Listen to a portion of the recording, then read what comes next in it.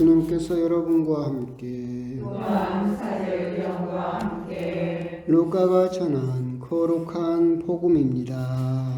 주님 영광 받으소서.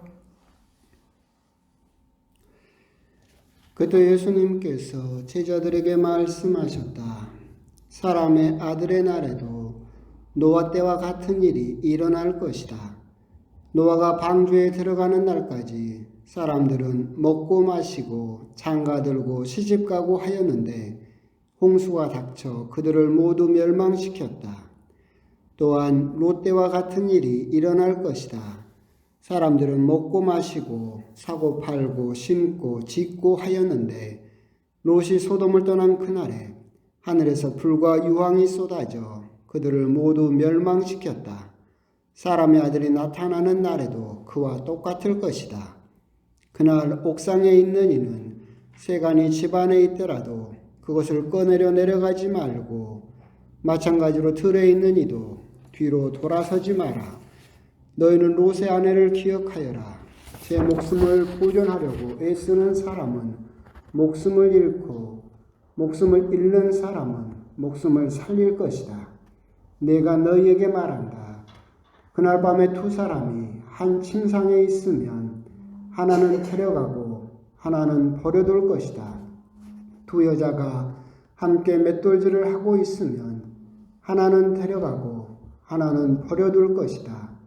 제자들이 예수님께 주님 어디에서 말입니까? 하고 묻자 예수님께서 그들에게 이르셨다. 시체가 있는 곳에 독수리들도 모여든다. 주님의 말씀입니다. 그리스도님 찬양합니다. 하늘 주님, 날이 이제 또 본격적으로 추워지고 이제 완연한 겨울을 또 느끼게 하려는 것 같습니다. 날이 추워지고 오늘 많이 안 오셨고 복음 역시도 어떻게 보면 조금 스산한 그런 종말에 대한 말씀입니다.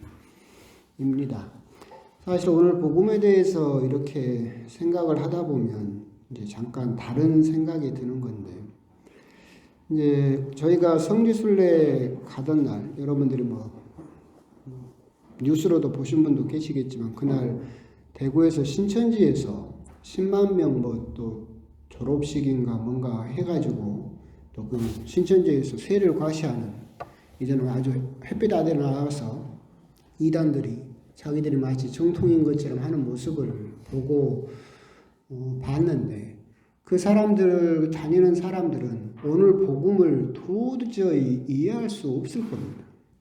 그러니까 어떻게 보면 신천지에 다니는 많은 젊은이들은 여러 가지 이유가 있겠지만, 그 중에 이제 대표적인 것은 또 뭐냐면, 이 아이들은 신천지에서 이야기하는 것이 너무나 자기들이 살던 삶과 유사하기 때문에 그래요. 능력주의, 경쟁주의, 그게 이제 신천지에서 그 아이들을 이렇게 옥죄고 있는 그런 모습인데, 우리들은 능력주의, 능력 있는 사람이 더 갖고, 능력 있는 사람이 출세하고, 능력이 없는 사람은 차별받는 것이 당연하게 여겨지는 그 능력주의, 그리고 또 그걸 차지하기 위해서 다른 사람과 끝없이 경쟁하는 경쟁 구도를 우리들은 조금 익숙하지 않을 수도 있겠지만, 그 신천지에 간 아이들은 너무나 어렸을 때부터 익숙하게 그렇게 살아온 삶의 자세, 태도가 그거였어요. 너무나 익숙하죠. 그래서 신천지에서는 물론 이제 분기마다 성적을 매겨요. 그 등수가 쫙 나와요. 그래가지고 선교 점수도 있고, 그 교회에 가서 봉사하면 봉사 점수도 있고, 막 점수를 해가지고 순위를 매기죠. 그래서 그 달에 선교를 못하면 벌금도 내야 돼요. 그러니까 순위도 떨어져요. 근데 그게 이제 왜 그렇게 순위가 중요하냐라고 한다면, 여러분 얼핏 들으셨던 것처럼 14만 4천 명 안에 들어야 되니까. 근데 든다고 해서 끝나는 게 아니에요. 14만 4천 명도 순위가 있어요. 그래서 나중에 이제 그 사람들 말에 따르면 이만희에게 예수님의 영이 내려서 종말이 닥치면 이 성적에 따라서 땅을 분배받아요. 그러니까 이 성적이 높은 사람들은 뭐 예수님이 왕이고 자기들은 제사장이지만 쉽게 말하면 왕인데 왕으로 다스릴 땅을 성적이 높은 사람들은 미국이나 캐나다나 스위스나 좋은 땅을 다스리는데 성적이 밑바닥에 있는 사람들은 저기 아프리카, 우간다나 무슨 케냐나 이런 데를 이제 다스려야 돼요. 이 성적을 끊임없이 올려야 되죠. 이 이야기를 듣다 보면 딱 떠오르는 게 뭐예요? 지금 우리가 하는 그 애들 그 수능하고 똑같아요. 그죠? 끊임없이 순위를 높여야 되고 높은 순위에 올라가면 좋은 대학에 가고 우리들은 조금 어색할 수도 있겠지만 이 아이들은 너무나 어렸을 때부터 경쟁에서 주변 사람들을 이기고 능력을 보여줘야 된다라는 거기에 너무나 익숙하게 살았던 사람들이기 때문에 신천지에서 하고 있는 이 그 강요라든가 이런 성적, 그래서 높은 성적을 받으면 나중에 좋은 땅의 왕이 된다라고 하는 것이 이 사람들에게 너무나 익숙하죠. 받아들이기도 너무나 당연하게 생각이 되고 그렇기 때문에 이 아이들은 이 아이들은 아니라 다른 아이들도 서울대에 간 애들이 청소부 아줌마를 무시하고 차별하는 것도 거기에서 나온 거예요. 나는 능력이 있기 때문에 능력이 없이 가난한 사람들은 차별하고 무시해도 된다라고 하는 그런 능력주의에서 나왔는데 그 아이들의 시각으로 이 복음을 보면 이해가 되겠습니까? 이해가 안 되죠. 왜 그러냐면 뒷부분을 보세요. 두 사람이 한 침상에 있으면 하나는 데려가고 하나는 버려둘 것이다. 두 사람이 한 침상에 있는데 누구는 노력해서 잘 잤대요? 누구는 노력해서 뭐 했대요? 아무 이유가 없죠. 두 여자가 함께 맷돌질을 하고 있으면 하나는 데려가고 하나는 버려둘 것이다. 두 여자가 맷돌질을 했는데 한 사람은 한 번에 막 2바퀴씩 돌렸대요? 아무 이유가 없어요. 그렇죠? 그러니까 오늘 복음대로 하면 이 사람들은 성적에 따라서 복을 받는 것이 달라야 되고 성적에 따라서 하느님 나라에서 차지하는 자리가 달라야 되죠. 그런데 오늘 복음은 그런 이야기가 전혀 없죠. 받아들이기가 너무나 힘들죠. 왜 이런 이야기를 하냐면 지금도 그런 생각을 하고 있지만 옛날에도 저번에도 복음 이야기할 때 혼인잔치 이야기를 했었었죠. 주인이 혼인잔치를 초대를 하죠. 첫 번째 초대받은 사람들이 그 초대를 거절해요. 이해할 수가 없죠. 왜 첫 번째 초대받은 사람들이 거절할까? 그건 당연한 거죠. 이 신천지를 믿는 사람들하고 똑같은 거예요. 평등한 하느님 나라는 받아들일 수 없다. 차별을 해야 된다. 우리들은 이렇게 열심히 살고 율법을 열심히 공부하고 율법을 열심히 지켰는데 저렇게 율법도 잘 안 지킨 사람하고 똑같은 하느님 나라를 갈 수 있다. 못 받아들인다라고 거부했던 것처럼 끊임없이 하느님 나라에 대해서 차별, 이 지상과 똑같이 차별하고 계급을 나누고 거기에서 어떻게 보면 누군가는 더 아래로 자기들은 더 위로라는 그런 구도를 끊임없이 꿈꾸는 것, 그것이 인간의 왜곡된 본성이지 않을까. 그렇기 때문에 오늘 복음을 보면서도 참 그 당시에 바리사이나 율법학자들 하느님 나라에서까지도 천국에서까지도 차별을 만들어내고자 했었던 사람들, 그리고 지금도 여전히 그것을 받아들여서 마치 학교에서 시험 보듯이 성적을 내서 등수를 나눠서 거기에서 차별을 정당화하려고 하는 하느님 나라에서까지도 그 차별을 끌어들이려고 하는 사람들. 그런데 오늘 복음에서 혼인잔치도 그렇고 혼인잔치에서 혼인잔치 다 채운 사람들은 누굽니까? 그냥 길거리에 있던 사람들이었어요. 다 데리고 와라. 차별 없이 누구나 다 똑같아요. 오늘 복음에서도 그 사람들이 뭘 잘했는지 뭘 노력했는지 나와 있지 않아요. 그저 하느님의 선택으로 그 하느님이 나라 잔치가 이루어진다라고 하는 것.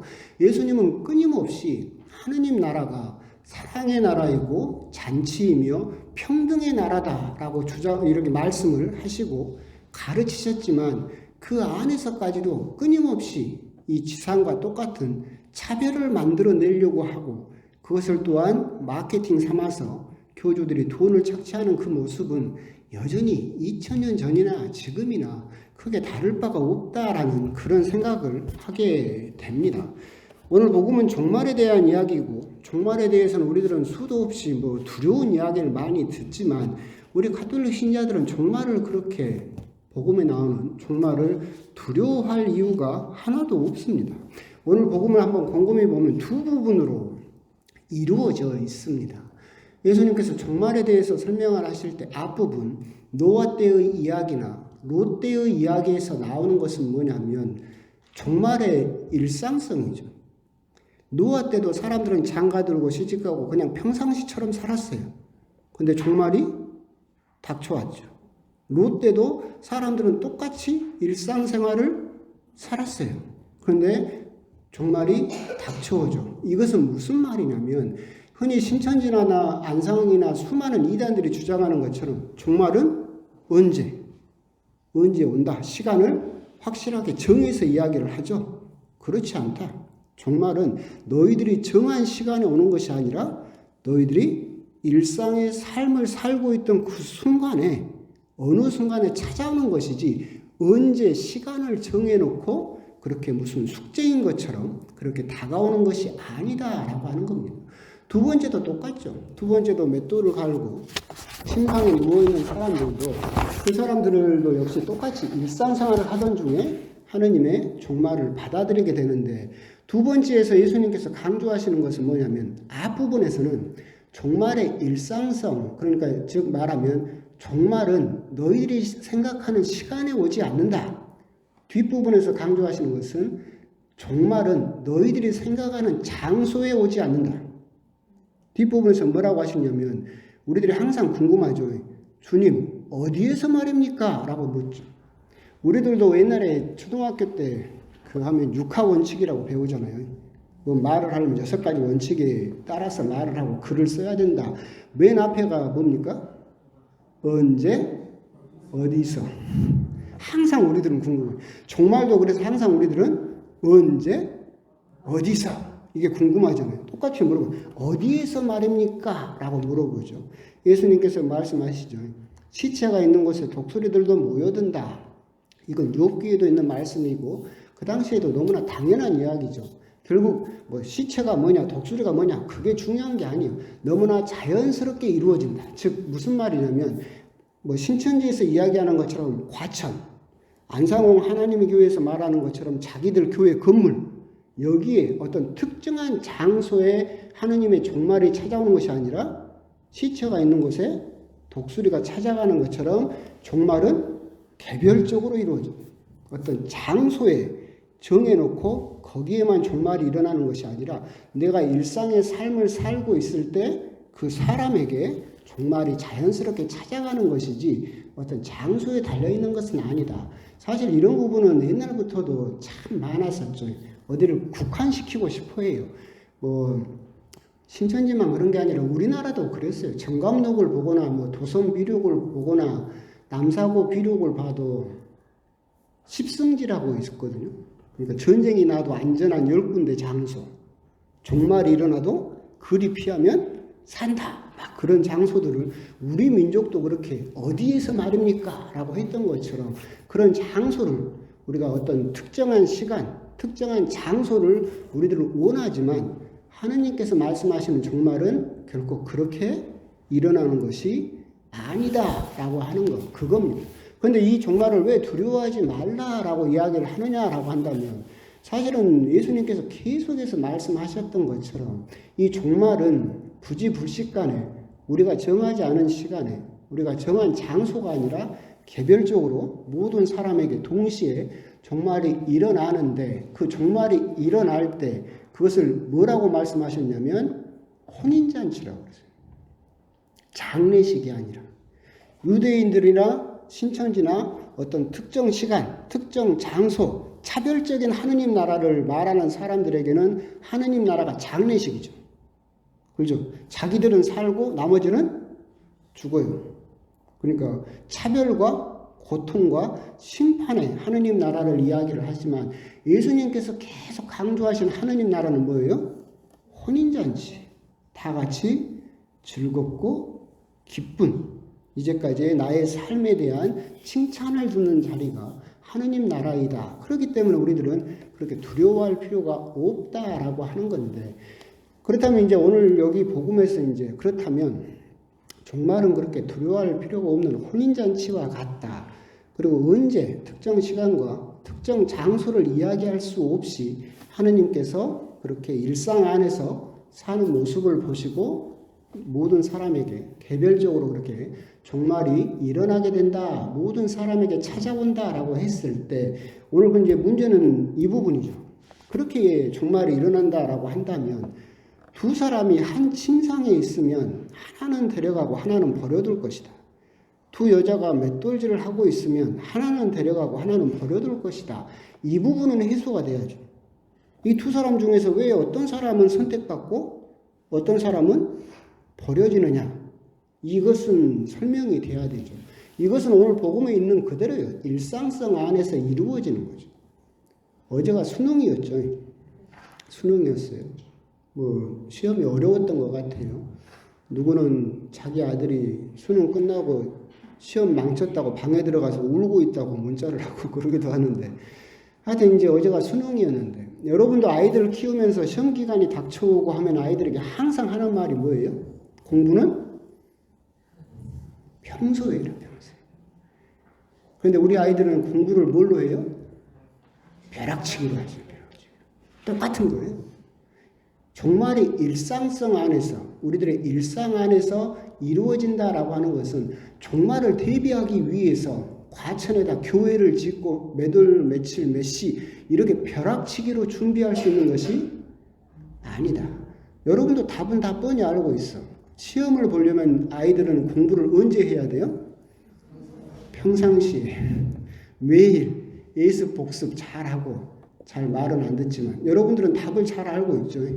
하느님 나라 혼인잔치에 즐겁게 들어가기 위해서 그러면 어떻게 준비를 해야 돼요?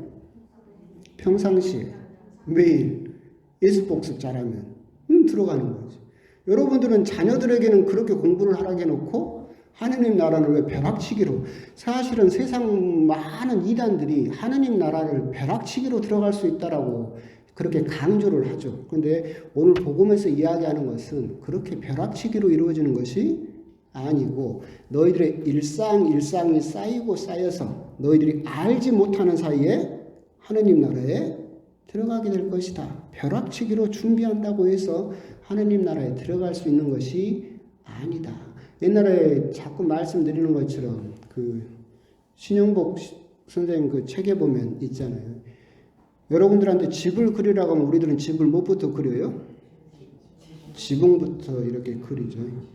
근데 진짜로 집을 짓는 목수에게 집을 그려보라고 하면 어디부터 그려요? 밑에부터 그려요. 기둥을 세우고 맨 나중에 지붕을 올리죠. 똑같은 거예요. 벼락치기로 하느님 나라를 준비하는 사람들은 집을 어디서부터 그리고 있는 거예요? 지붕부터. 근데 집이 그렇게 지어져요? 안 지어지죠. 근데 실제로 집을 지어본 사람은 밑에 바닥을 다지고 기둥을 올리고 지붕을 올리고, 이게 매일매일의 일상적인 일상의 삶이고, 이 일상 안에서 너희들이 하느님 나라를 매일매일 준비해야 하느님 나라가 너희들에게 도둑처럼 닥치지 않는다라고 하는 거예요. 이걸 벼락치기로 공부를 하려고 하니까 하느님 나라가 두렵고 불안하고 우리들에게 고통인 것처럼 생각이 들지만, 매일매일 벽돌을 하나하나 쌓듯이 밑에서부터 오늘 내일 모레 하루하루 나의 신앙생활이 매일 쌓이고 쌓이면 이루어지는 게 하느님의 나라지, 지붕부터 그린다고 해서 하느님의 나라가 생기는 것은 아니다. 오늘 복음은 종말에 대한 말씀이고 어떻게 보면 이해할 수 없는 부분일 수도 있겠지만 그것만은 여러분들이 기억을 했으면 좋겠어요. 신천지가 무슨 10만 명을 하고 과천이고 몇월 며칠이고 그런 식으로 하느님의 나라가 우리들에게 오지는 않는다. 우리의 매일매일의 삶이 차근차근 쌓이는 것. 그래서 부지불식간에 내가 하느님을 만나게 되는 것. 그것이 바로 종말의 참다운 모습이다. 근데 제가 옛날에 또 길어지는 종말에 대해서 이야기를 했잖아요. 종말은 무슨 고통이고 불벼락이 떨어지고 그런 게 아니라 모세에게도 그랬고 하나님께서 계속 그랬잖아요. 네가 나를 보면 죽는다고 그랬어요. 왜 죽느냐라고 한다면 하나님은 우리는 저 차원에 있죠. 3차원에 있고 하나님은 그 차원에 있어요. 저 차원과 그 차원이 만나면 저 차원이 흡수가 돼버려요. 여기가 더 낮은 단계니까. 그럼 여러분들이 하나님을 만나게 되면 여러분은 누구한테 흡수돼 버리는 거예요? 하나님에게. 그러면 하나님에게 그 차원으로 흡수되면 뭘 놓고 가야 돼요? 몸을 놓고 가야지. 그죠? 근데 그래서 하나님과 합일되는 거죠. 그래서 영혼은 더 행복해지는 거죠. 근데 인간적인 눈으로 보면 저 사람은 뭐 한 거예요? 죽었네? 그죠? 육신이 허물어지니까. 그러니까 그런 부분도 우리들은 생각해 볼 수 있어야 된다. 결국 또 딴 데로 새긴 했는데 오늘 복음을 보면서 여러분들은 그런 것들은 식별할 수 있어야 된다. 세상에서 계속해서 하나님 나라를 여러분들에게 두려움을 주고 공포를 주고 그래서 몇월 며칠 언제 어디서 하나님의 나라가 이루어지고 하나님의 나라가 마치 지금 우리 학교 성적처럼 차별적으로 이루어진다라고 주장하는 그런 모든 것들은 결코 예수님의 가르침이 아니다라고 하는 거. 예수님이 정말 하나님의 나라에 대해서 우리들에게 피를 흘리는 심정으로 어떻게 말씀을 하고 계시는가 그 부분에 대해서 우리들은 참으로 좀 알아듣고 그런 삶을 또한 준비해야 된다라고 하는 거. 그런 부분에 대해서 한번 오늘 복음을 통해서 곰곰이 묵상을 해 보셨으면 좋겠습니다. 아멘.